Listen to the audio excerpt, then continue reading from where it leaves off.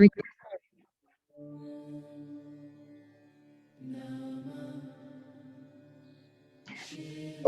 नमः शिवाय, ओम नमः शिवाय, ओम नमः शिवाय।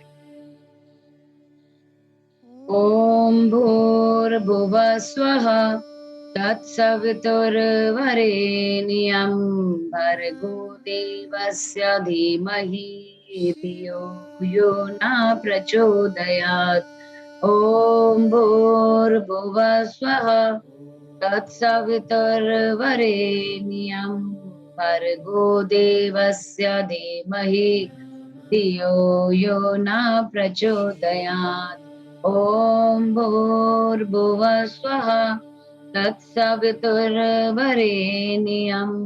भर्गो देवस्य धीमहि धियो यो न प्रचोदयात्। गुरुर्ब्रह्मा गुरुर्विष्णु गुरुर्देवो महेश्वर गुरु साक्षात परब्रह्म तस्मै श्री गुरुवे नमः। इस प्रकार से हम आज की कथा जो है संगत जी आरंभ करने जा रहे हैं।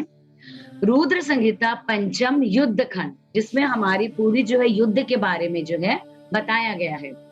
तारक पुत्र तारकाक्ष, विद्युन्माली और कमलाक्ष की तपस्या, ब्रह्म द्वारा उन्हें वर प्रदान, मय द्वारा उनके लिए 3 पुरों का निर्माण और उनकी सजावट शोभा का वर्णन।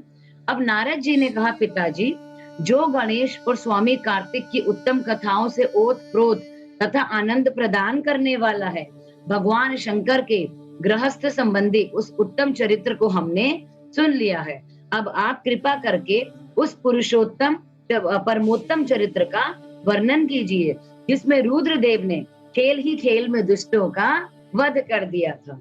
अब महान वीर्यशाली भगवान शंकर ने देवद्रोहियों के 3 नगरों को एक ही साथ एक ही बाण से किस प्रकार, किस कारण एवं कैसे भस्म कर डाला था। भगवान जिनके भाल में बाल चंद्रमा सुशोभित है तथा जो सदा माया के साथ विहार करने वाले हैं, उन भगवान शंकर का चरित्र तो देव ऋषियों को आनंद प्रदान करने वाला होता है। आप वह सारा चरित्र विस्तार पूर्वक वर्णन कीजिए। ब्रह्मा जी बोले, ऋषि श्रेष्ठ, पहले किसी समय व्यास ने सनत कुमार से ऐसा ही प्रश्न किया था। उस समय सनत कुमार ने जो कुछ उत्तर दिया वह मैं वर्णन करता हूँ। उस समय सनत कुमार ने कहा था, महाबुद्धिमान व्यास जी, विश्व का संहार करने वाले चंद्रमौली शिव ने जिस प्रकार एक ही बाण से त्रिपुर को भस्म कर दिया था, वह चरित्र मैं तुम्हें सुनाता हूँ। अब संगत जी, यहाँ पे जो हमें त्रिपुर की कथा सुनाई जाएगी कि एक ही बाण से किस प्रकार जो है उसे भस्म किया था भगवान शिव ने। तो सुनो मुनीश्वर, जब शिव कुमार स्कंद ने तारकासुर को मार डाला, तब उसके 3 पुत्रों को महान संताप हुआ। जो जैसा कि हमें याद होगा कि सबको, कि जो भगवान शिव और पार्वती का जो विवाह हुआ था वो पुत्र उत्पत्ति के कारण ही हुआ था, क्योंकि उनसे पैदा होने वाला जो पुत्र था कार्तिकेय, सिर्फ वो ही तारकासुर का जो है वध कर सकता था। लेकिन जो है बाद में जो है उनके पुत्र ने जब तारकासुर का वध कर दिया, तो बदले में उनके जो 3 पुत्र हैं अब वो खड़े हो गए। जब शिव कुमार स्कंद ने तारकासुर को मारा था, तब उसके 3 पुत्रों को महान संताप हुआ। उनके तारकाक्ष सबसे ज्येष्ठ था, विद्युन्माली मझला था और सबसे छोटे का नाम कमलाक्ष था। ये उनके 3 पुत्रों का नाम है। उन तीनों में समान बल था। वे जितेंद्रिय, सदा कार्य के लिए उद्यत, संयमी, सत्यवादी, दृढ़चित्त, महान, वीर और देवों से द्रोह करने वाला था। उन तीनों ने सभी उत्तमोत्तम एवं मनोहर भोगों को परित्याग करके मेरु पर्वत की एक कंदरा में जाकर परम अद्भुत तपस्या आरंभ कर दी। वहां उन्होंने हजारों सालों तक ब्रह्मा जी की प्रसन्नता के लिए अत्यंत उग्र तप किया।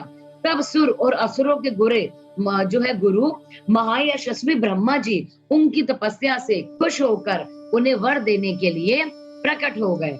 ब्रह्मा जी ने कहा, महादैत्यो, मैं तुम लोगों के तप से प्रसन्न हो चुका हूँ, अतः तुम्हारी कामना के अनुसार तुम्हें सभी वर प्रदान करूंगा।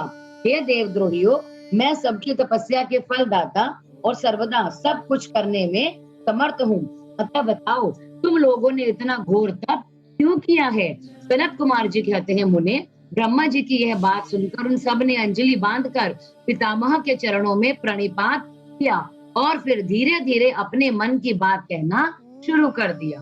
दैत्य बोले, देवेश, यदि आप हम पर प्रसन्न हैं तो हमें वर देना चाहते हैं तो यह वर दीजिए कि समस्त प्राणियों में हम सब के लिए अवध्या हो जाए। जगन्नाथ, आप हमें स्थिर कर दें और जो हमारे जरा, रोग और आदि सभी शत्रु नष्ट हो जाएं और कभी भी मृत्यु हमारे समीप ना फटके। हम लोगों का ऐसा विचार है कि हम लोग अजर अमर हो जाएं और त्रिलोकी में अन्य सभी प्राणियों को मौत के घाट उतारते रहें, क्योंकि ब्राह्मण यदि 5 ही दिनों में काल के गाल में जाना जो है निश्चित ही है, तो अतुल लक्ष्मी, उत्तमोत्तम नगर, अन्यान्य भोग सामग्री, उत्कृष्ट पद और ऐश्वर्य से क्या प्रयोजन है? मेरे विचार से तो उस प्राणी के लिए यह सभी व्यर्थ है। अब सनत कुमार जी कहते हैं, महर्षि, उन तपस्वी दैत्यों की यह बात सुनकर ब्रह्मा अपने स्वामी गिरिशाई भगवान शंकर का ध्यान करके इस प्रकार बोले। ब्रह्मा जी ने कहा, असुरो, अमरत्व सभी को नहीं मिल सकता, अतः तुम लोग अपना यह विचार छोड़ दो। इसके अतिरिक्त अन्य कोई वर जो तुम्हें रुचता हो उसे मांग लो, क्योंकि दैत्यो, इस भूतल पर जहाँ कहीं भी जो प्राणी जन्मा है अथवा जन्म लेगा वह जगत में अजर अमर नहीं हो सकता। इसलिए पाप रहित असुरो, तुम लोग स्वयं अपनी बुद्धि से विचार कर मृत्यु की वंचना करते हुए कोई ऐसा दुर्लभ एवं दुस्साध्य वर मांग लो जो देवता और असुरों के लिए अशक्य हो। उस प्रसंग में तुम लोग अपने बल का आश्रय लेकर पृथक पृथक अपने मरण में किसी हेतु को मांग लो, जिससे तुम्हारी रक्षा हो जाए और मृत्यु तुम्हें वरण भी ना कर सके। अब सनत कुमार जी कहते हैं, महर्षि, ब्रह्मा जी के ऐसे वचन सुनकर वे 2 घड़ी तक ध्यानस्थ हो गए। फिर कुछ सोच विचार कर सर्वलोक पितामह ब्रह्मा जी से बोले। अब दैत्यों ने कहा, क्या कहा? हे भगवान, यद्यपि हम लोग प्रबल पराक्रमी हैं, तथापि हमारे पास कोई ऐसा घर नहीं है जहां पर हम शत्रुओं से सुरक्षित रहकर सुख पूर्वक निवास कर सके। अतः आप हमारे लिए एक ऐसे 3 नगरों का निर्माण कीजिए जो अत्यंत अद्भुत और संपूर्ण संपत्तियों से संपन्न हो तथा देवता जिनका प्रदर्शन न कर सके। लोकेश, आप तो जगत गुरु हैं, हम लोग आपकी कृपा से ऐसे तीनों पुरों में अधिष्ठित होकर इस पृथ्वी पर विचरण करेंगे। तो वो क्या कहते हैं भगवान से? ये तीनों जो असुर कहते हैं, दैत्य, कि हमारे लिए जो है तीनों के लिए एक अलग अलग नगरी बना दी जाए। इसी बीच तारकाक्ष ने कहा कि विश्वकर्मा मेरे लिए जिस नगर का निर्माण करेंगे वह सोने की होनी चाहिए, देवता भी जिसका भेदन ना कर सके। उसके बाद कमलाक्ष ने चांदी के बने हुए अत्यंत विशाल नगरी की मांग की और विद्युन्माली ने प्रसन्न होकर वज्र के समान कठोर लोहे का बना हुआ एक नगर मांगा। इस प्रकार से संगत जी, जो तारकासुर के तीनों बेटे थे, उन तीनों ने अलग अलग जो मटेरियल की जो है नगरी मांगी। पहले ने मांगी थी सोने की और फिर दूसरे ने जो है मांगी थी चांदी की बनी हुई और तीसरी ने मांगी थी कि वज्र के समान जो बहुत ज्यादा सख्त हो। ये तीनों पूर्व मध्याह्न के समय अभिजित मुहूर्त में चंद्रमा के पुष्प नक्षत्र पर स्थित होने पर एक स्थान पर मिला करें और आकाश में नीले बादलों पर स्थित होकर ये क्रमशः एक के ऊपर एक रहते हुए लोगों की दृष्टि से ओझल रहे, अर्थात आकाश में वो नगरी बने और नीचे से खड़े होकर लोग उस नगरी को ना देख सके। फिर पुष्कर वार्त नामक काले मेघों की वर्षा करते समय 1 सहस्त्र वर्ष के बाद ये तीनों नगर परस्पर मिले और जब ये तीनों नगरियां ऊपर अलग अलग मिलेंगी तो 1 सहस्त्र साल के बाद इन तीनों नगरियों को दोबारा से मिल जाना चाहिए और एक ही भाव प्राप्त हो, अन्यथा नहीं। उस समय कृत्तिवासा भगवान शंकर, जो वैर भाव से रहित सर्व देवमय और सबके देव हैं, लीला पूर्वक संपूर्ण सामग्रियों से युक्त एक असंभव रथ पर बैठकर एक अनोखे बाण से हमारे पुरों का भेदन करें। किंतु भगवान शंकर सदा हम लोगों के वंदनीय, पूज्य और अभिवादन के पात्र है, अतः वे हम लोगों को कैसे भस्म करेंगे? मन में ऐसी धारणा करके हम ऐसे दुर्लभ वर को मांग रहे हैं। सनत कुमार जी कहते हैं, व्यास जी, उन दैत्यों का कथन सुनकर सृष्टिकर्ता लोक पितामह ब्रह्मा ने शिव जी को याद करके उनसे कहा कि अच्छा, ऐसा ही होगा। फिर मय को भी आज्ञा देते हुए उन्होंने कहा, हे मय, तुम सोना, चांदी और लोहे की 3 नगरियां बनाओ। जो मय को आदेश देकर ब्रह्मा जी उन तारक पुत्रों को देखते देखते अपने धाम स्वर्ग को चले गए। तदंतर धैर्यशाली मय ने अपने तपोबल से नगरों का निर्माण करना आरंभ कर दिया। उसने तारकाक्ष के लिए सोने की नगरी, कमलाक्ष के लिए रजतमय और विद्युन्माली के लिए लोहमय, जो 3 प्रकार के उत्तम दुर्ग तैयार किए। उसने 3 तरह के किले बनाए। वे जो 3 प्रकार के जो दुर्ग थे, वे पूर्व क्रमशः स्वर्ग, अंतरिक्ष और भूतल पर निर्मित हुए थे। एक जो है स्वर्ग में बना था, एक अंतरिक्ष में बना था और एक भूतल पर बना था। असुरों के हित में तत्पर रहने वाला मय इन तीनों पुरों को तारकाक्ष आदि असुरों के हवाले करके स्वयं भी उसी में प्रवेश कर गया। इस प्रकार इन तीनों पुरों को पाकर जो महान बल पराक्रम से संपन्न वे तारकासुर के लड़के उनमें प्रविष्ट हुए और समस्त भोगों का उपभोग करने लगे। वे नगर कल्प वृक्षों से व्याप्त था और हाथी घोड़ों से संपन्न था। उनमें मणि निर्मित जलियों से आच्छादित बहुत से महल बने हुए थे। वे पद्य राग के बने हुए एवं सूर्य मंडल के समान चमकीले विमानों से, जिनमें चारों ओर दरवाजे लगे थे और शोभायमान थे, कैलाश शिखर के समान ऊंचे और चंद्रमा के समान उज्जवल दिव्य प्रसादों तथा गोपुरों से उनकी अद्भुत शोभा हो रही थी। वे अप्सराओं, गंधर्वों, सिद्धों तथा चारणों से खचाखच भरे थे। हर एक के महल में शिवालय तथा अग्निहोत्री जो है अग्निहोत्र शाला की प्रतिष्ठा हुई थी। उनमें शिव भक्ति परायण शास्त्रज्ञ ब्राह्मण सदा निवास करते थे। वे बावली, कूप, तालाब और बड़ी बड़ी तलैयों से तथा समूह के समूह स्वर्ग से चयुत हुए वृक्षों से युक्त उद्यानों और वनों में सुशोभित थे। बड़ी बड़ी नदियों, नदों और छोटी छोटी सरिताओं से उनमें केवल कमल खिले हुए थे। उनकी शोभा और ज्यादा बढ़ गई थी। उनमें संपूर्ण कामनाओं को पूरा करने वाले अनेकों फलों के भार से लदे हुए वृक्ष लगे थे, जिनसे वे नगर विशेष मनोहर लगते थे। सुंदर सुंदर घोड़ों से नाना प्रकार के आकार प्रकार वाले जो है रथों और शंबिकाओं से अलंकृत थे। उनमें समय के अनुसार अलग अलग क्रीड़ा स्थल बने थे और वेद अध्ययन की पाठशालाएं भी भिन्न भिन्न निर्मित हुई थी। वे पापी पुरुषों के लिए मन वाणी से अगोचर थे। उन्हें सदाचारी पुण्यशील महात्मा ही देख सकते थे। पति सेवा परायण तथा कुधर्म से विमुख रहने वाली पतिव्रता नारियों ने उन नगरों के उत्तम स्थलों को सर्वत्र पवित्र कर रखा था। उनमें महाभाग शूरवीर दैत्य और श्रुति समृद्धि के अर्थ के तत्वज्ञ एवं सब धर्म परायण ब्राह्मण अपनी स्त्रियों तथा पुत्रों के साथ उसमें निवास करते थे। उनमें मय द्वारा सुरक्षित ऐसे सुदृढ़ पराक्रमी वीर भरे हुए थे, जिनके केश नील कमल के समान नीले थे और घुंघराले थे। वे सभी सुशिक्षित थे, जिससे उनमें सदा युद्ध की लालसा भरी रहती थी। वे बड़े बड़े समरों से प्रेम करने वाले थे। ब्रह्मा और शिव का पूजन करने से उनके पराक्रम विशुद्ध थे। वे सूर्य, मरुदगण और महेंद्र के समान बली थे। वे देवताओं के मंथन करने वाले थे। वेदों, शास्त्रों और पुराणों में जिन जिन धर्मों का वर्णन किया गया है, वे सभी धर्म और शिव के प्रेमी देवता वह चारों ओर व्याप्त थे। उन नगरों में प्रवेश करके वे दैत्य सदा शिव भक्ति निरत होकर सारी त्रिलोकी को बाधित करके विशाल राज्य का उपभोग करने लगे। मुने, इस प्रकार वहां निवास करने वाले उन पुण्य आत्माओं के सुख एवं प्रीति पूर्वक उत्तम राज्य का पालन करते हुए बहुत लंबा काल व्यतीत हो गया। अब आगे की कथा इस प्रकार है। तारक पुत्रों के प्रभाव से संतप्त हुए देवों की ब्रह्मा के पास करुण पुकार।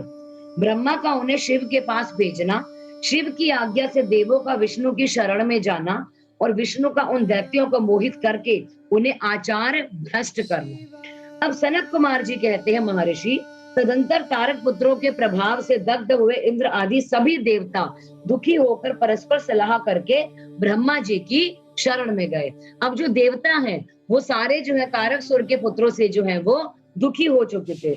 वहां पर सारे देवताओं ने दीन होकर प्रेम पूर्वक पितामह को प्रणाम किया और अवसर देखकर उनसे अपना दुखड़ा सुनाते हुए कहा। अब देवता बोले, भ्रातः, त्रिपुर के स्वामी तारका पुत्रों ने तथा मयासुर ने समस्त स्वर्ग वासियों को संतप्त कर दिया है, अर्थात परेशान कर दिया है। इसलिए हम लोग हे ब्राह्मण दुखी होकर आपकी शरण में आए हैं। आप उनके वध का कोई उपाय कीजिए जिससे हम लोग सुख से रह सके। अब ब्रह्मा जी ने कहा, देवगणों, तुम्हें उन दानवों से विशेष भय नहीं करना चाहिए। तो क्या कहते हैं ब्रह्मा जी कि जो राक्षस हैं तुम उनसे क्यों डरते हो देवताओं? मैं उनके वध का उपाय बताता हूँ तुम्हें। भगवान शिव तुम्हारा कल्याण करेंगे। मैंने ही इन दैत्यों को बढ़ाया है, अतः मेरे हाथों इनका वध होना उचित नहीं है। क्योंकि हमें याद होगा संगत जी की ब्रह्मा जी ने ही उन्हें वरदान दिया था अधिक शक्तिशाली होने का। तो अब वो अधिक शक्तिशाली होने के बाद जो है वो देवताओं के ऊपर ही अत्याचार करने लग गए। तो सारे देवता मिलकर जो संगत जी वो ब्रह्मा जी के पास जाते हैं और बोलते हैं कि वो हमें बचाएं। तो ब्रह्मा जी कहते हैं कि मैं ये कार्य नहीं कर सकता, क्योंकि मैंने तो उन्हें शक्तिशाली होने का वरदान दिया था। वरदान को देते हुए मैं उनसे ये चीजें नहीं छीन सकता, इसलिए हमें साक्षात भगवान शिव को याद करना होगा। साथ ही त्रिपुर में इनका पुण्य भी वंदीगत होता होगा। अतः इंद्र सहित सभी देवता शिव जी से प्रार्थना करें। वे सर्वाधीश यदि प्रसन्न हो जाएंगे तो वे भी तुम लोगों का कार्य पूरा करेंगे। अब सनत कुमार जी कहते हैं, व्यास जी, ब्रह्मा जी की यह वाणी सुनकर इंद्र सहित सारे देवता दुखी हो उस स्थान पर चले गए जहाँ पर वृषभ ध्वज शिव आसीन थे। तब उन सब ने अंजलि बांधकर देवेश्वर शिव को भक्ति पूर्वक प्रणाम किया और कंधा झुकाकर लोगों के कल्याण करता शंकर का स्तवन किया। मुने, इस प्रकार नाना प्रकार के दिव्य स्त्रोतों द्वारा त्रिशूलधारी परमेश्वर की स्तुति करके स्वार्थ साधन में निपुण इंद्र आदि देवताओं ने दीन भाव से कंधा झुकाए और जो हाथ जोड़कर प्रस्तुत स्वार्थ को जो है निवेदन करना आरंभ कर दिया। अब देवताओं ने कहा, महादेव, तारक के पुत्र तीनों भाइयों ने मिलकर इंद्र सहित सारे देवताओं को परास्त कर दिया। अब उन्होंने जो है उनको हरा दिया। हे भगवान, उन्होंने त्रिलोकी को तथा मुनीश्वरों को अपने अधीन कर लिया है और संपूर्ण सिद्ध स्थानों को नष्ट भ्रष्ट करके सारे जगत को उत्पीड़ित कर रखा है। वे दारुण दैत्य समस्त यज्ञ भोगों को स्वयं ग्रहण करते हैं। उन्होंने ऋषि धर्म का निवारण करके अधर्म का विस्तार कर चुका है। हे शंकर, निश्चय ही वे तारक पुत्र समस्त प्राणियों के लिए अवध्य हैं, इसलिए वे स्वेच्छा अनुसार सभी कार्य करते रहते हैं। अब हे प्रभु, ये त्रिपुर निवासी दारुण दैत्य जब तक जगत का विनाश ना कर डालें, उससे पहले ही आप ऐसी नीति कोई अपनाएं जिससे जगत की रक्षा हो सके। अब सनत कुमार जी कहते हैं, मुने, यो भाषण करते हुए उन स्वर्गवासी इंद्रादि देवों की बात सुनकर शिव जी उत्तर देते हुए बोले। शिव जी ने कहा, हे देवगण, इस समय ये त्रिपुराधीश महान पुण्य कार्यों में लगे हुए हैं। ऐसा नियम है कि जो पुण्य आत्मा हो उस पर विद्वानों को किसी प्रकार भी प्रहार नहीं करना चाहिए। मैं देवताओं के सारे महान कष्टों को जानता हूँ, फिर भी वे दैत्य बड़े प्रबल हैं, अतः देवता और असुर मिलकर भी उनका वध नहीं कर सकते। वे तारक पुत्र सब के सब पुण्य संपन्न हैं, इसलिए उन सभी त्रिपुर वासियों का वध दुस्साध्य है। और यद्यपि मैं रण कर्कश हूँ, तथापि जानबूझकर मैं मित्र द्रोह कैसे कर सकता हूँ? क्योंकि पहले ब्रह्मा जी ने कहा था कि मित्र द्रोह से बढ़कर और दूसरा कोई पाप नहीं है। अब सत्पुरुषों ने ब्रह्म हत्यारे, शराबी, चोर और व्रत भंग कराने वाले के लिए प्रायश्चित का विधान किया है, परंतु कृतघ्न के उद्धार का कोई भी उपाय नहीं है। देवताओं, तुम लोग भी तो धर्मज्ञ हो, अतः धर्म दृष्टि से विचार कर तुम ही बताओ कि जब वे देव जो है दैत्य मेरे भक्त हैं, तब मैं उन्हें कैसे मार सकता हूँ? इसलिए जो है अमरो, जब तक वे दैत्य मेरी भक्ति में तत्पर रहेंगे, तब तक उनका वध असंभव है। तथापि तुम लोग विष्णु के पास जाकर उनसे यह कारण निवेदन करो। तदंतर देवगण भगवान विष्णु के पास गए और उनके द्वारा ऐसी व्यवस्था की गई जिससे वे असुर शैव सनातन धर्म से विमुख होकर सर्वथा अनाचार परायण हो सके। वैदिक धर्म का नाश होने से वहां स्त्रियों ने पतिव्रता धर्म में तोड़ दिया। पुरुष इंद्रियों के वश में हो गए। यो स्त्री पुरुष सभी दुराचारी हो गए। देवराधन, श्राद्ध, यज्ञ, व्रत, तीर्थ, शिव, विष्णु, सूर्य, गणेश आदि का पूजन, स्नान, दान आदि सभी शुभ आचरण नष्ट हो गए और तब माया तथा अलक्ष्मी उन पुरों में जा पहुंची। तब से प्राप्त लक्ष्मी वहां से चली गई। इस प्रकार वहां अधर्म का विस्तार होता चला गया। मुने तब शिव इच्छा से भाइयों सहित उस दैत्य राज की तथा माया की भी शक्ति कुंठित हो गई। आगे की कथा इस प्रकार है। देवों का शिवजी के पास जाकर उनका स्तवन करना, शिवजी के त्रिपुर वध के लिए उद्यत न होने पर ब्रह्मा और विष्णु का उन्हें समझाना, विष्णु के बतलाए हुए शिव मंत्र का देवों द्वारा तथा विष्णु द्वारा जप, शिवजी की प्रसन्नता और उनके लिए विश्वकर्मा द्वारा सर्वदेवमय रथ का निर्माण। अब व्यास जी कहते हैं कि सनत कुमार जी जब भाइयों तथा पूर्ववासियों सहित उस दैत्य राज की बुद्धि विशेष रूप से मोहच्छन्न हो गई थी, तब उसके बाद कौन सी घटना घटी, विभो यह सारा वृतांत वर्णन कीजिए। सनत कुमार जी कहते हैं, महर्षि जब तीनों पुरों की पूर्वोक्त दशा हो गई, दैत्यों ने शिव अर्चन का परित्याग कर दिया, संपूर्ण स्त्री धर्म नष्ट हो गई और चारों ओर दुराचार फैल गया, तब भगवान विष्णु और ब्रह्मा के साथ सब देवता कैलाश पर्वत पर गए और सुंदर शब्दों में शिव की स्तुति करके कहने लगे कि हे महेश्वर शिव, आप परमोत्कृष्ट आत्म बल से संपन्न हैं। आप ही सृष्टि के कर्ता भर्ता पालक विष्णु और संहर्ता रुद्र हैं। पर ब्रह्म स्वरूप आपको नमस्कार है। यो महादेव जी का स्तवन करके देवों ने उन्हें साष्टांग प्रणाम किया।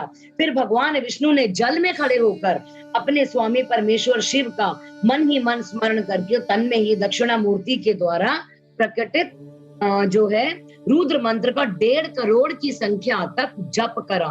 तब तक सभी देवता उन महेश्वर में मन लगाकर जो उनकी स्तुति करते रहे। अब देवों ने कहा, प्रभु आप समस्त प्राणियों के आत्म स्वरूप कल्याणकर्ता और भक्तों की पीड़ा जानते हैं।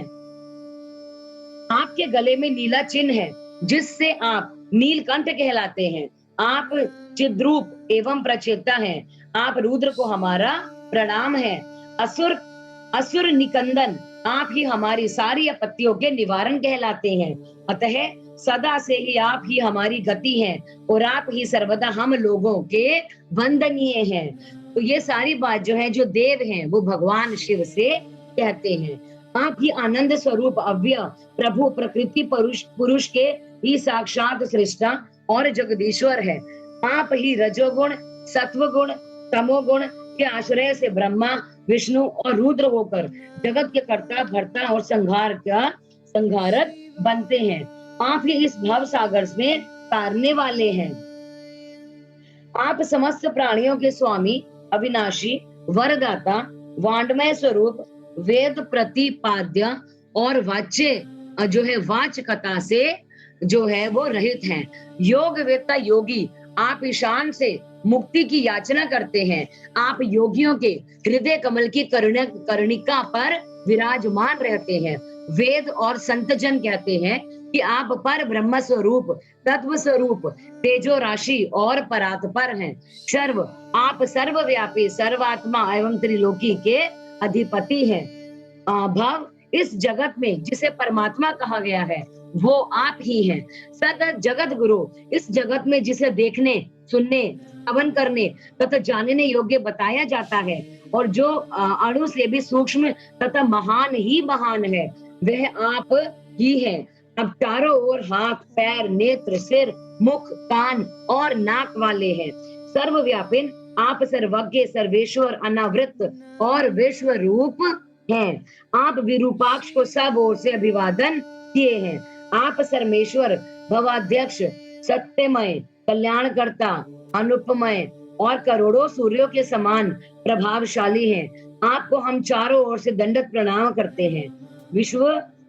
जो विश्वराध्य आदि अंत शून्य 26वें तत्व, नियामक कर रहित तथा समस्त प्राणियों को अपने अपने कार्यों में प्रवृत्त करने वाला आपको हमारा सब ओर से प्रणाम है।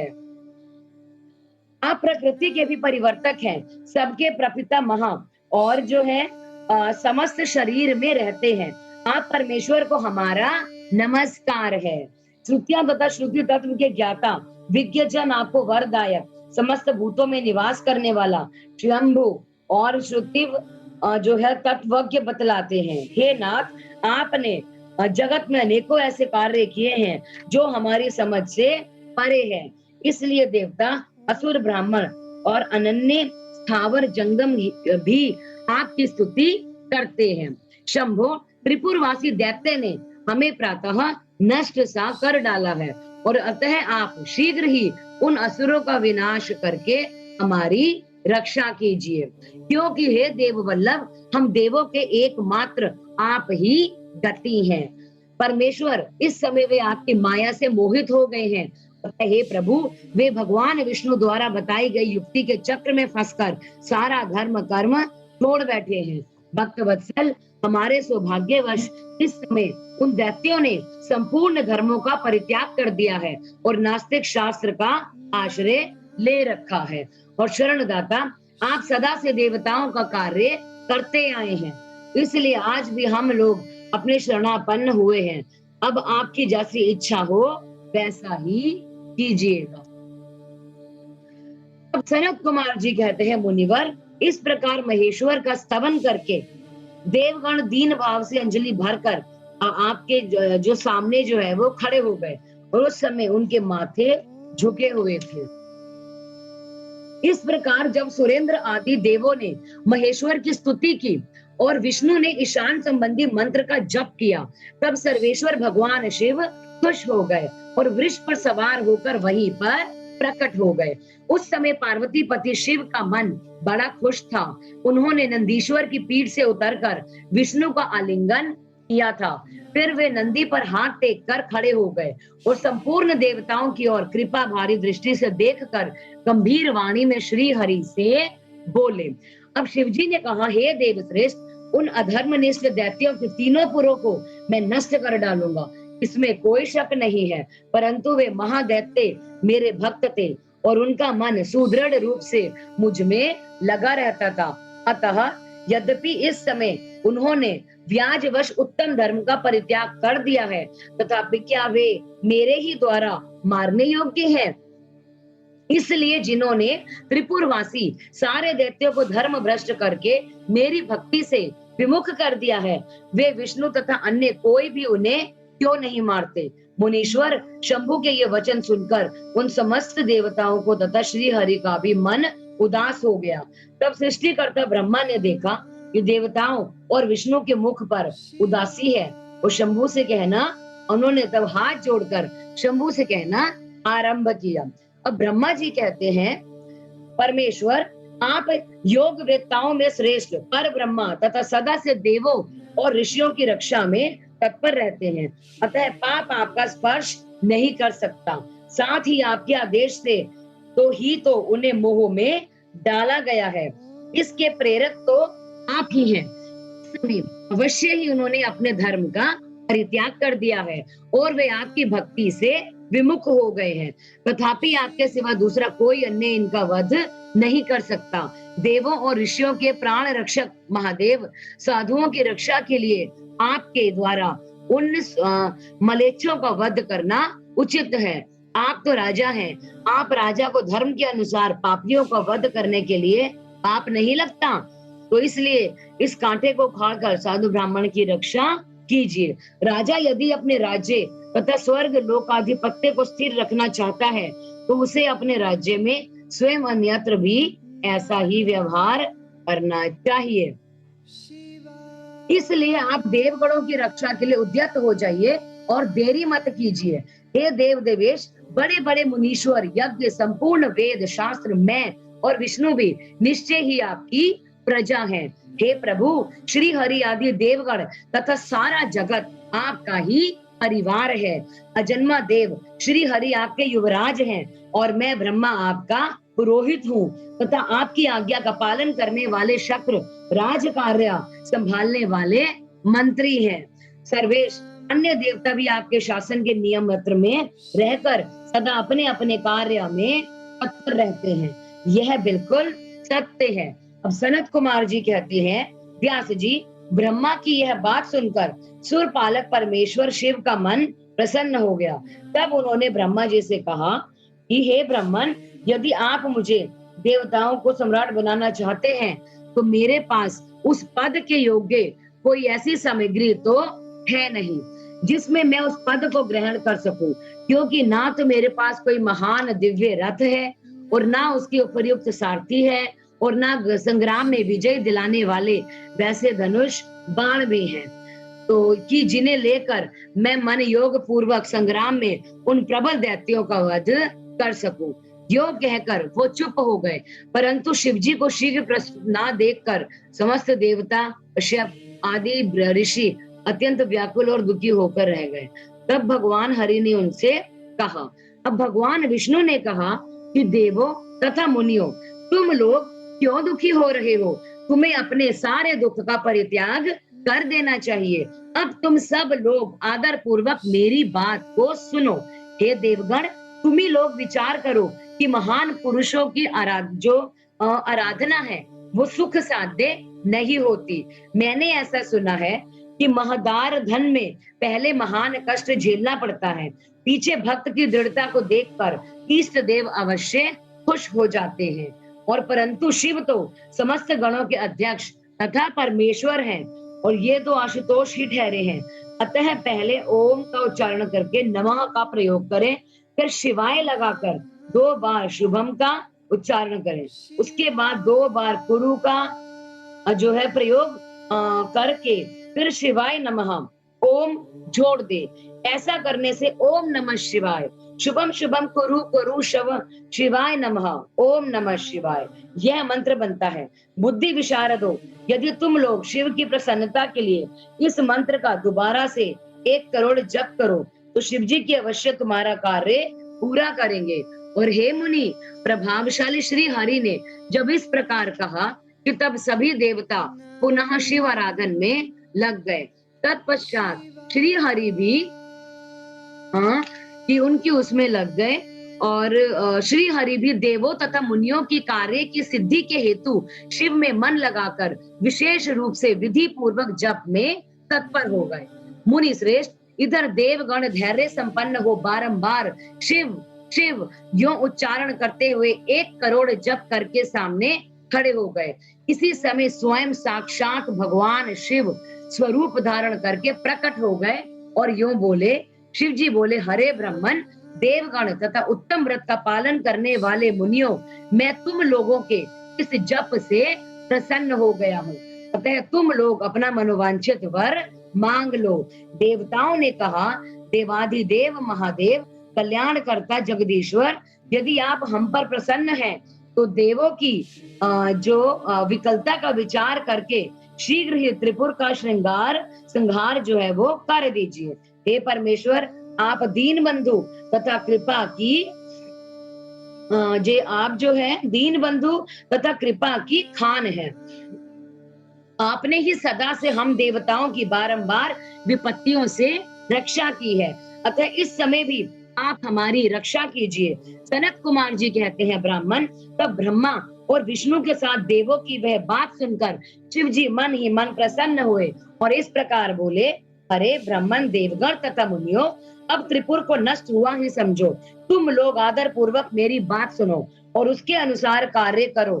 मैंने पहले जिस दिव्य रथ, सारथी, धनुष और उत्तम बाण को अंगीकार किया था, वो सब शीघ्र ही तैयार करो। विष्णु तथा विदे, निश्चय ही तुम दोनों त्रिलोकी के अधिपति हो और इसलिए तुम्हें चाहिए कि मेरे लिए प्रयत्न पूर्वक सम्राट के योग्य सारा उपकरण प्रस्तुत कर दो। तुम दोनों सृष्टि के सृजन और पालन कार्य में नियुक्त हो, अतः त्रिपुर को नष्ट हुआ समझकर देवताओं की सहायता के लिए यह सारा कार्य अवश्य करो। यह शुभ मंत्र जिसका तुम लोगों ने जप किया है, महान पुण्य में तथा मुझे महान करने, प्रसन्न करने वाला है। यह भक्त मुक्ति का दाता, संपूर्ण कामनाओं का पूरक और शिवा भक्तों के लिए जो है आनंद प्रद है। यह स्वर्ग कामी पुरुषों के लिए धन, यश और आयु की वृद्धि करने वाला है। यह निष्काम के लिए मोक्ष तथा साधन करने वाले पुरुषों के लिए भुक्ति मुक्ति का साधक है। जो मनुष्य पवित्र होकर सदा इस मंत्र का कीर्तन करता है, सुनता है अथवा दूसरे को सुनाता है, उसकी सारी अभिलाषाएं पूरी हो जाती हैं। सनत कुमार जी कहते हैं, मुने, परमात्मा शिव की यह बात सुनकर सभी देवता जो है परम प्रसन्न हुए और ब्रह्मा तथा विष्णु को तो विशेष आनंद प्राप्त हुआ। उस समय विश्वकर्मा ने शिव के अनुसार विश्व के हित के लिए एक सर्वदेवमय तथा परम शोभन दिव्य रथ का निर्माण किया। अब जो भगवान शिव ने जो है संगत जी एक दिव्य रथ बनाया कि जिस पर वो चढ़कर जो है उनका वध कर सकते थे। सर्वदेवमय रथ का वर्णन, शिव जी का उस रथ पर चढ़कर युद्ध के लिए जाना, उनका पशुपति नाम पड़ने के कारण शिव जी द्वारा गणेश का पूजन और त्रिपुर दह मय दानव का त्रिपुर से जीवित बचकर निकलना। अब व्यास जी ने कहा, शैव परवर सनत कुमार जी, आपकी बुद्धि बड़ी उत्तम है, आप सर्वज्ञ हैं। तात, आपने परमेश्वर शिव की जो कथा सुनाई है वो बहुत ही अद्भुत है। अब बुद्धिमान विश्वकर्मा ने शिव जी के लिए जिस देवमय तथा परमोत्कृष्ट दिव्य रथ का निर्माण किया था उसका वर्णन कीजिए। अब संगत जी जो दिव्य रथ भगवान शिव ने बनाया था वो कैसा था, उसके बारे में जो है हम उसमें वर्णन करेंगे। सूत जी कहते हैं कि मुने, व्यास जी की यह बात सुनकर मुनीश्वर सनत कुमार शिव जी के चरण कमलों का स्मरण करके बोले। सनत कुमार जी ने कहा, महाबुद्धिमान मुनिवर व्यास जी, मैं शिव जी के पाद पाद्यों को याद करके अपनी बुद्धि के अनुसार जो है रथ की निर्माण कथा का वर्णन करता हूँ। सुनो। तदंतर विश्वकर्मा ने रुद्र देव के लिए बड़े यत्न से आदर पूर्वक जो है सर्वलोक में दिव्य रथ की रचना की थी। वह सर्वसम्मत, सर्वभूतमय तथा सुवर्ण का बना हुआ था। उसके दाहिने चक्र में सूर्य और वाम चक्र में चंद्रमा विराजमान थे। दाहिने चक्र में 12 अरे लगे हुए थे, जिनमें 12 सूर्य प्रतिष्ठित हो रहे थे, और बायां पहिया 16 अरों से युक्त था, जिसमें चंद्रमा की 16 कलाएं विराजमान थी। उत्तम रथ का पालन करने वाले विपेंद्र, अश्विनी तथा आदि सभी 2700 नक्षत्र भी उस वाम चक्र की शोभा को बढ़ा रहे थे। विप्र श्रेष्ठ 6 ऋतुओं इन दिनों पहियों का की नेमी बनी। अंतरिक्ष रथ का अग्रभाग हुआ और मंदराचल ने रथ की बैठक का स्थान ग्रहण किया, और उद्याचल और अस्ताचल ये दोनों उस रथ के कुबर हुए। अब महामेरु अधिष्ठान हुआ और शाखा पर्वत उसके आश्रय स्थान हुए। संवत्सर उस रथ का वेग, उत्तरायण और दक्षिणायन दोनों लोहोधारक मुहूर्त, बंधुर रस्सा कलाएं उनकी कीले हुई।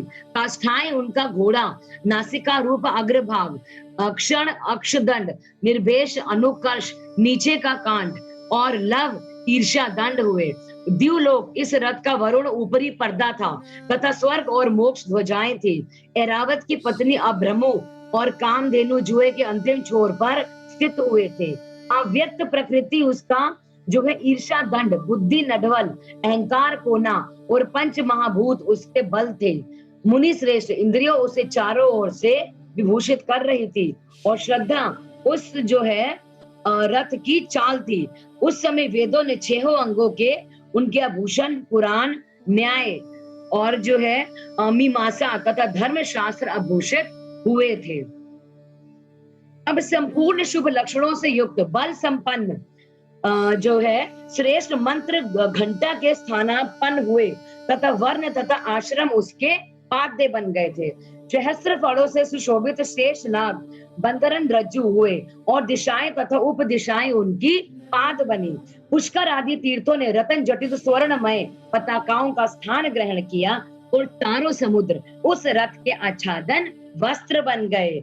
गंगा आदि सभी श्रेष्ठ सरिताओं ने सुंदर स्त्रियों का रूप धारण किया और समस्त आभूषणों से विभूषित हो जो है वे रथ की शोभा बढ़ाने लगी।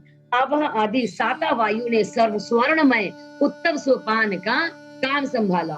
लोकालोक पर्वत उसके चारों ओर का उपसोपान और मानस आदि सरोवर उसके सुंदर बाहरी विषम स्थान हुए। सारे वर्षाचल उसके चारों ओर के पाश बने और नीचे के लोकों के निवासी उस रथ का ताल भाग हुए। देवाधिदेव भगवान ब्रह्म जो है लगान पकड़ने वाले सारथी हुए और ब्रह्मा देवत ओमकार उन ब्रह्मदेव का चाबुक हुआ। आकार ने विशाल छत्र का रूप धारण किया। मंदराचल पार्श्व भाग का दंड हुआ। शैलराज हिमालय धनुष और स्वयं नागराज शेष उसकी प्रत्यंचा बने। श्रुति रूपिणी सरस्वती देवी धनुष की घंटा हुई और महातेजस्वी विष्णु जो है वो बाण तथा अग्नि उस बाण के नोक बने। मुने चारों वेद उस रथ में जुतने वाले 4 घोड़े कहे गए हैं। इसके बाद शेष बची हुई ज्योतियां उन अश्वों की आभूषण हुई। विष से उत्पन्न हुई वस्तुओं ने सेना का रूप धारण किया। वायु बाजा बजाने वाले तथा व्यास आदि मुख्य मुख्य ऋषि वह जो है वाहक हुए। मुनीश्वर अधिक कहने से क्या लाभ, मैं संक्षेप में बतलाता हूँ कि ब्रह्मांड में जो कुछ वस्तु थी वह सब उस रथ पर विद्यमान थी। अर्थात जो भी चीजें यूनिवर्स में थी सारी की सारी भगवान शिव में उसके अंदर डाल दी थी। अब इस प्रकार बुद्धिमान विश्वकर्मा ने ब्रह्मा और विष्णु की आज्ञा से उस शुभ रथ का तथा रथ सामग्री का निर्माण किया था। सनत कुमार जी कहते हैं, महर्षि इस प्रकार के महान दिव्य रथ में तो अनेक विध आश्चर्यों से युक्त था। वेद रूपी अश्वों को जोत कर ब्रह्मा ने उसे शिव को समर्पित कर दिया। अब शंभु को देने के बाद तो विष्णु आदि देवों के सम्माननीय एवं त्रिशूल धारण करने वाले हैं, उन देवेश्वर की प्रार्थना करके ब्रह्मा जी उन्हें उस रथ पर चढ़ाने लगे। तब महान ऐश्वर्यशाली सर्वदेवमय शंभु रथ सामग्री से युक्त उस दिव्य रथ पर बैठ गए। उस समय ऋषि, देवता, गंधर्व, नाग, लोकपाल और ब्रह्मा विष्णु भी उनकी स्तुति कर रहे थे। गान विद्या विशारद अप्सराओं के गण उन्हें घेरे हुए थे।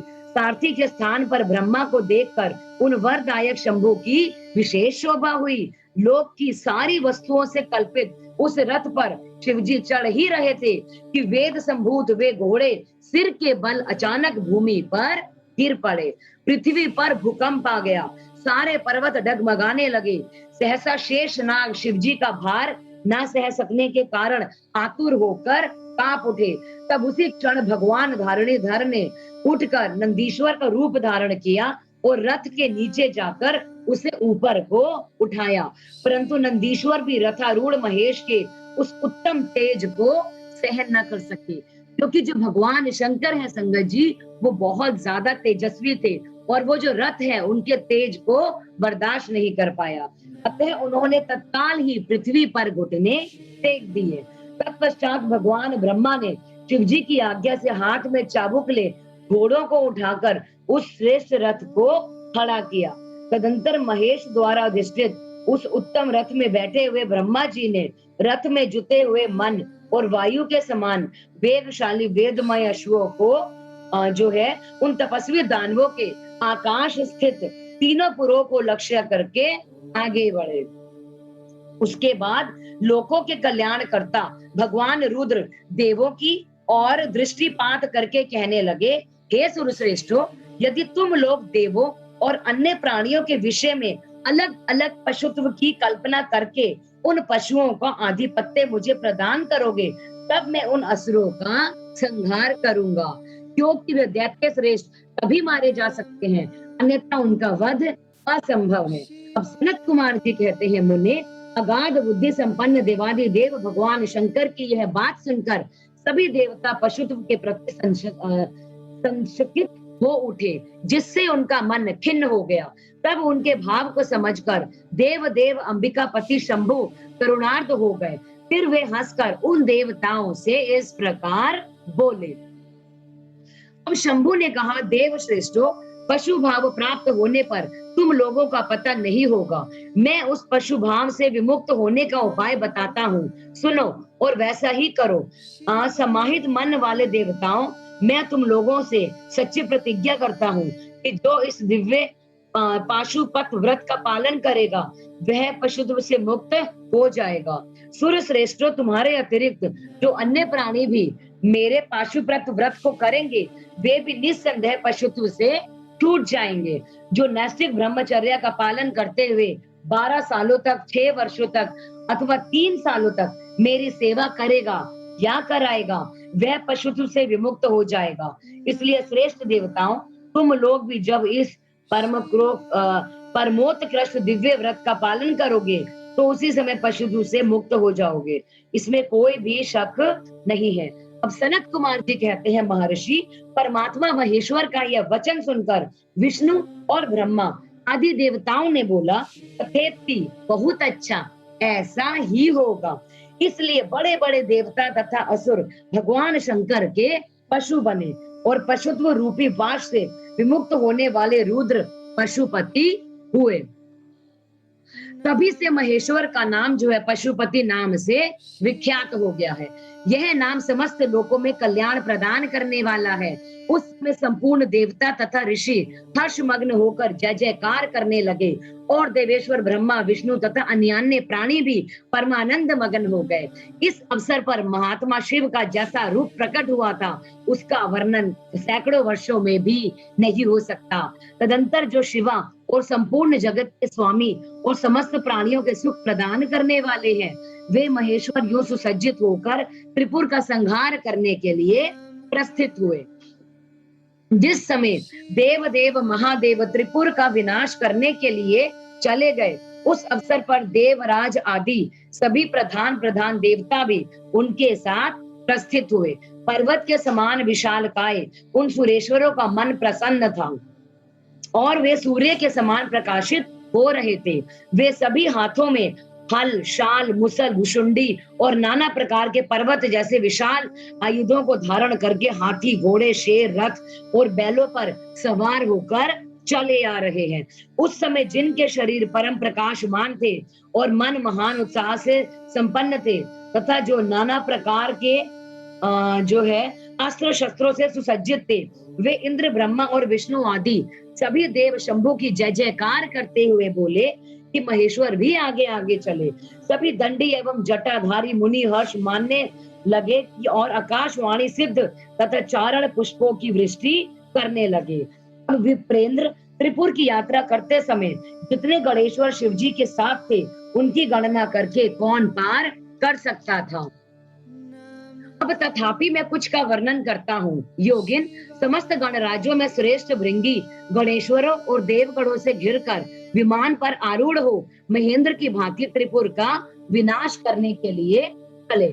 उनके साथ साथ केश, विगत वास, महाकेश, महाज्वर, सोमवल्ली, स्वर्ण, सोमप, सनक, सोमद्रिक, सूर्यवर्चा, सूर्य प्रेक्षणक, सूर्याक्ष, सूर्यनमा, सूर्य सुंदर, प्रस्कंद, कुंदर, चंड, कमन, आतिकंपन, इंद्रजय जो है, यंता, हिमकर, शाताक्ष, पंचाक्ष, सहस्त्राक्ष, मुदो, महोदर, सतीजहु, शतास्थे, रंक, कपूर, पूतन, द्वेषिक, अहंकार कारक, अज वक्त्र, अष्ट वक्त्र, हय वक्त्र, अर्ध वक्त्र आदि बहुत से अप्रेमय बलशाली वीर जो है गणाध्यक्ष लक्ष्य की परवाह ना करते हुए महेश्वर को घेर कर चले गए।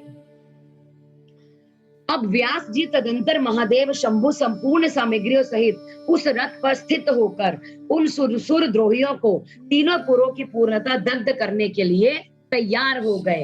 अब संगत जी, अब तैयारी है तीनों पुरों को करने की दग्ध। उन्होंने रथ के शीर्ष स्थान पर रथ स्थित हो उस महान अद्भुत धनुष पर प्रत्यंचा चढ़ाई और उस पर उत्तम बाण साधन करके वे रोषावेश से होठों को चाटने लगे। फिर धनुष की मूठ को दृढ़ता पूर्वक पकड़कर और जो है दृष्टि मिलाकर वे वहां अचल भाव से खड़े हो गए। परंतु उनके अंगूठे के अग्रभाग में स्थित होकर गणेश निरंतर पीड़ा ही पहुंचाते हैं, जिससे वे तीनों पुर त्रिशूलधारी शंकर का लक्ष्य नहीं बन सके। जब मनुष्य तब जो है धनुष बाणधारी मुंज केश विरूपाक्ष शंकर ने जो है परम शोभन आकाशवाणी सुनी। उस व्योम वाणी ने जो है कहा, ऐश्वर्यशाली जगदीश्वर, तब तक आप गणेश की अर्चना नहीं करेंगे, तब तक इन तीनों पुरों का संहार नहीं करेंगे। तब ऐसी बात सुनकर अंधकासुर के निहत्था भगवान शिव ने भद्रकाली को बुलाकर गजानन का पूजा किया और जब हर्ष पूर्वक विधि विधान सहित उग्र भाग में स्थित उन विनायक की पूजा की गई, तब वे प्रसन्न हो गए। फिर तो भगवान शंकर को उन तारकापुर महामानसवी दैत्यों के तीनों नगर यथोक्त रूप से आकाश में स्थित दिख पड़े। इस विषय में जो लोग ऐसा कहते हैं कि जिन शिवजी स्वयं स्वतंत्र पर ब्रह्म सगुण निर्गुण सबके द्वारा अलक्ष्य स्वामी परमात्मा निर्जन पंचदेवमय पंचदेवों के उपाय और परात्पर प्रभु हैं, वे ही सबके उपाय हैं, उनका उपास्य और कोई नहीं है। जो है सबके उपास्य हैं और उनका उपास्य कोई नहीं है। तब सबके वंदनीय पर ब्रह्म स्वरूप उन देवेश्वर जो है महेश्वर के विषय में यह बात उचित नहीं जान पड़ती कि उनकी कार्य सिद्धि अन्य की कृपा पर अवलंबित हो, परंतु मुने उन देवाधिदेव वरदानी महेश्वर के चरित्र में लीलावश सब कुछ घटित हो सकता है। अस्तु इस प्रकार जब गणाधीप का पूजन करके महादेव जी स्थित हुए, तो तब मैं तीनों पुर कालवश शीघ्र की एकता को प्राप्त हो गए। मुने उन त्रिपुरों के परस्पर मिलने पर एक को जाने पर महान आत्मबल से संपन्न देवताओं को जो है हर्ष हुआ था। तब संपूर्ण देवगण सिद्ध तथा जो है परम श्री अष्टमूर्तिधारी शिव की स्तुति करके उच्च स्वर से जय जयकार करने लगे। उस समय ब्रह्मा और जगदीश्वर विष्णु ने कहा, महेश्वर तारक के पुत्र उन त्रिपुरवासी दैत्यों के वध का समय भी आ गया है। विभो इसलिए वे ये पुर एकता को प्राप्त हो गए। अतः देवेश जब तक ये त्रिपुर पुनः विलग हो सके उसके पहले ही आप बाण छोड़कर उसे भस्म कर दीजिए और देवताओं का कार्य सिद्ध कर डालिए। मुने तदंतर शिवजी ने धनुष की डोरी चढ़ाकर उस पर पूज्य पाशुपतास्त्र नामक बाण का साधन किया और उसे वे त्रिपुर पर छोड़ने का विचार करने लगे। शंकर जी ने जिस समय अपने अद्भुत धनुष को खींचा उस समय अभिजित मुहूर्त चल रहा था। उन्होंने धनुष की टंकार तथा दुस्सह सिंह नाद करके अपना नाम घोषित किया और उन महासुरों को ललकार कर करोड़ों सूर्यों के समान प्रकाशमान उस भीषण बाण को उस पर छोड़ दिया। जब जिसके नोक पर अग्निदेव प्रतिष्ठित थे और जो विशेष रूप से पाप का विनाशक तथा विष्णुमय था, उस महान जाज्वल्यमान शीघ्रगामी बाण ने उन त्रिपुर निवासी दैत्यों को दग्ध कर दिया और एक साथ ही चारों समुद्रों रूपी मेखला वाली भूमि पर गिर पड़े। उस समय शिवजी की पूजा का अतिक्रमण कर देने के कारण सैकड़ों दैत्य उस बाण स्थित अग्नि से जलकर हाहाकार मचा रहे थे। जब भाइयों सहित तारकाक्ष जलने लगा, तब उसने अपने स्वामी भक्त वत्सल भगवान शंकर का स्मरण किया और मन ही मन महादेव को देखकर परम भक्ति पूर्वक नाना प्रकार से विलाप करता हुआ वह उनसे कहने लगा। तारकाक्ष बोला, हे भव, आप हम पर प्रसन्न हैं, यह हमें ज्ञात हो गया है। इस सत्य के प्रभाव से आप फिर कब भाइयों सहित हमको दग्ध करेंगे? हे भगवान, जो देवता और असुरों के लिए अप्राप्य है वह आपके हाथ से मरण रूप दुर्लभ लाभ हमें प्राप्त हो गया। अब जिस जिस योनि में हम जन्म धारण करें वहां हमारी बुद्धि आपकी भक्ति से भावित रहे। हे मुने, यो वे देते विलाप कर ही रहे थे कि शिवजी की आज्ञा से उस अग्नि ने उन्हें अद्भुत रीति से जलाकर राख की ढेरी बना दिया और व्यास जी और भी जो बालक और वृद्ध दानव थे वे शिव के अनुसार उस शिव की आज्ञा के अनुसार उस अग्नि द्वारा शीघ्र ही जलकर भस्म हो गए। यहाँ तक कि उन त्रिपुरों में जितनी स्त्रियां और पुरुष थे वे सब के सब मतलब पूरा का पूरा शहर संगत जी वो खत्म हो गया था। सब के सब उस अग्नि से जलकर दग्ध हो गए और जैसे कल्पांत में जगत भस्म हो जाता है, उसी समय उस भीषण अग्नि ने कोई भी स्थावर जंगम बिना जले नहीं बचा, किंतु असुरों का विश्वकर्मा अविनाशी मय बच गया, क्योंकि वह देवों का अविरोधी शंभु के तेज से सुरक्षित और सद्भक्त था। विपत्ति के अवसर पर भी वह महेश्वर का शरणागत बना रहा था। जिन दैत्यों तथा अन्य प्राणियों का भाव अभाव अथवा कृत अकृत के प्राप्त होने पर नाशकारक पतन हो जाता है, वे विनाश से बचे रहते हैं। इसलिए सत्पुरुषों को अत्यंत संभावित उत्तम कर्म के लिए ही प्रयत्न करना चाहिए, क्योंकि निंदित कर्म करने से प्राणी का विनाश हो जाता है।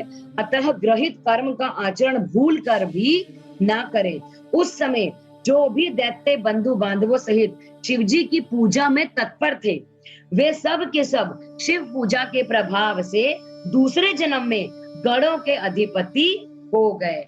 इस प्रकार से संगत जी, जो हमारी जो आज की कथा है, हमने जानी कि भगवान शिव ने उन तीनों जो तारकासुर के जो तीनों पुत्र थे, उनका जो वध है वो एक ही जो है तीर से उन्होंने किस प्रकार किया। आगे की कथा जो है हम संगत जी वो हम कल करेंगे।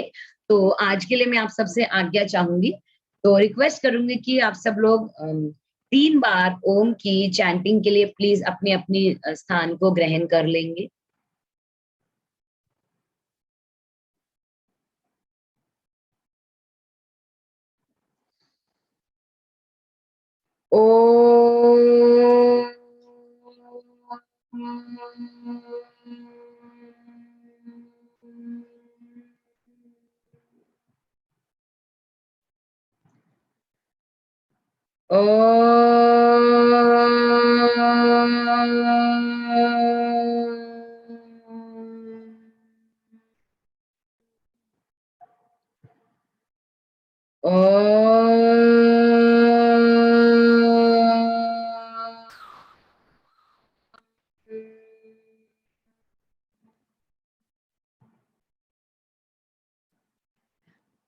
आप सब लोगों से बार बार जो है मैं माफी चाहूंगी, जो भी और भगवान से भी उच्चारण के वक्त जो भी गलती हुई उसकी जो है मैं क्षमा प्रार्थी हूँ। और भगवान का बहुत बहुत शुक्राना करेंगे कि उन्होंने हमें बहुत ही अच्छा जो है वो सौभाग्य प्राप्त करवाया कि हम जो है इसे पढ़ रहे हैं या फिर सुन रहे हैं। ओम नमः शिवाय, ओम नमः शिवाय, ओम नमः शिवाय। जय गुरु जी।